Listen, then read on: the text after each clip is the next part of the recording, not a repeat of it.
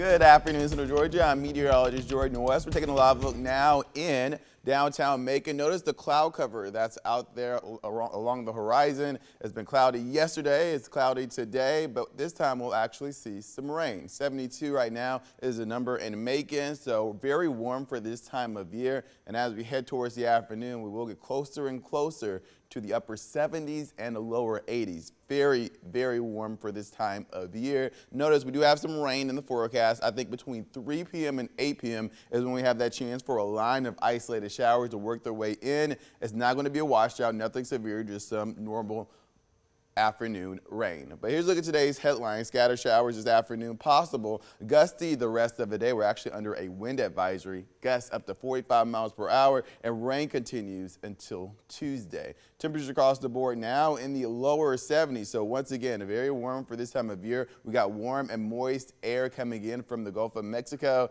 and that's what's making it feel very humid and muggy outside at the moment. Winds, though, this is the sort of event for the day, right? Very, very gusty. 30 mile per hour wind gusts right now in Macon, 24 in Butler. Anywhere you see that darker pink, we're talking about wind gusts 35 miles per hour or more. So hold on to your hat because it might fly off on your way out the door this afternoon. The radar right now is clear. You can leave the rain jacket at home for now. However, have it with you because I think we'll see that rain roll in around 3 p.m. And here is that cold front bringing in that rain. I know we're seeing some severe thunderstorm warnings associated with it as it crosses Tennessee and to Georgia, but it should become weaker by the time it makes its way into the central Georgia viewing area. The only thing we'll be watching for is once again wind gusts because that's going to remain up as we move through the remainder of the day. So this is 12 p.m. Starting to see a few isolated showers out there. However, that could simply be some mist. This is 3 p.m. The rain on our doorstep. Notice gusts are still near 30 miles per hour. Isolated showers out ahead of the system. And here comes the actual front itself.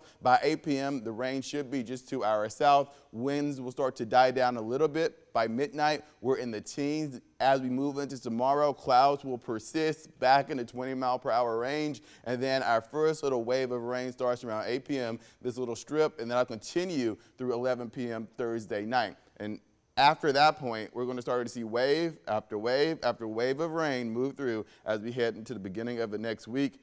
None of this should be severe. We could see the occasional thunderstrike as we move into Friday, though. This is 3 a.m. This is the first wave coming through. Gusts still in the teens. Here comes the second wave through the day Friday. So if you have any plans Friday, make sure you have a rain jacket included in those plans. And then by 7 p.m., it looks like that's when that wave moves through. Saturday, we start out dry, but another wave rolls on in, and then you basically copy this and paste it for Sunday, as well as when we move into Monday and Tuesday. So a rainy start to the work week. These are a couple cold fronts making their way in, so temperatures are going to be a little bit cooler waking up in the next few mornings. However, that cloud cover is going to keep us just a little bit warmer, so nothing record-breaking. However, rain chances will persist throughout the entire 7-day.